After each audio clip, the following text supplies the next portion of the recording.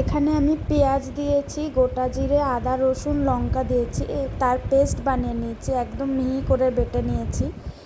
আমি কিছু পেঁয়াজ কুচি করে রেখেছিলাম চিকেনটা বানানোর জন্য।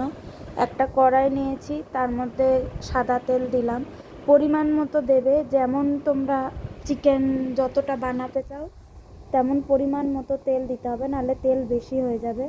তেল গরম হওয়ার পর গোটা জিরে দিয়ে দিলাম কয়েকটা, গোটা জিরে একটু লাল লাল হওয়ার পর তেজপাতা দিয়ে দিলাম, তেজপাতাগুলো একটু ভেজে নিতে হবে হালকা করে। তারপর পেঁয়াজগুলো যেগুলো কুচি করে রেখেছিলাম পেঁয়াজ, ওগুলো দিয়ে দিলাম গরম তেলের মধ্যে। পেঁয়াজগুলো ভালো করে নেড়ে নিতে হবে।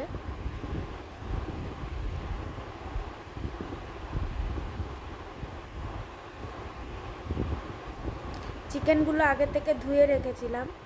এবার পেঁয়াজটা ভাজার পর মানে হালকা হালকা করে চিকেনগুলো দিয়ে দিতে হবে, দিয়ে ভালো করে নেড়ে নিতে হবে।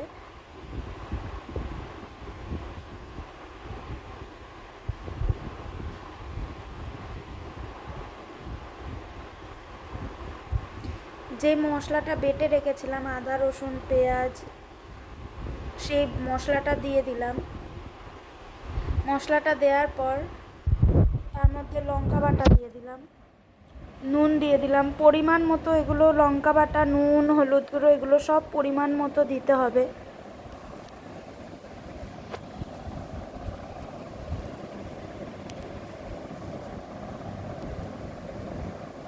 দিয়ে ভালো করে নেড়ে নিতে হবে যেন প্রত্যেকটা চিকেনের পিসে মশলাগুলো লাগে।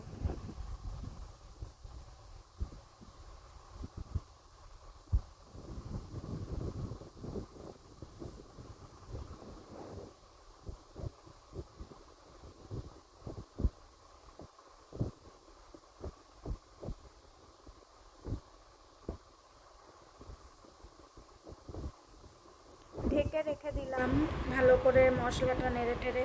কিছুক্ষণ পর ঢাকনাটা খুলে আবার ভালো করে নাড়তে হবে, নালে লেগে যাবে নিচে কড়াইয়ে।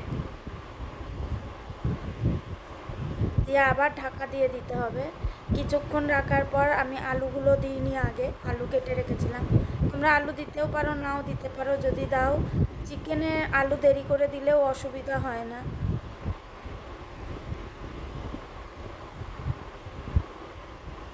তাড়াতাড়ি সেদ্ধ হয়ে যাবে আলুগুলো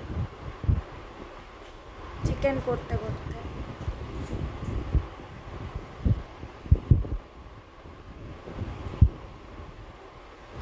দেখে নেবে আলুগুলো সেদ্ধ হয়েছে কিনা, এমনিভাবে দেখবে যে চিকেন আলু দুটোই সেদ্ধ হয়েছে কিনা। এখানে গরম মশলা দিয়ে দিলাম, এটাও পরিমাণ মতো দেবে। যতটা মাংস নেবে তেমন পরিমাণ মতো গরম মশলা দিতে হবে। গরম মশলা দিয়ে ভালো করে নেড়ে নিতে হবে যাতে মশলাটা এক জায়গায় জমে না থাকে, চারিদিকে ছড়িয়ে যায়। চিকেন রেডি হয়ে গেছে আমার।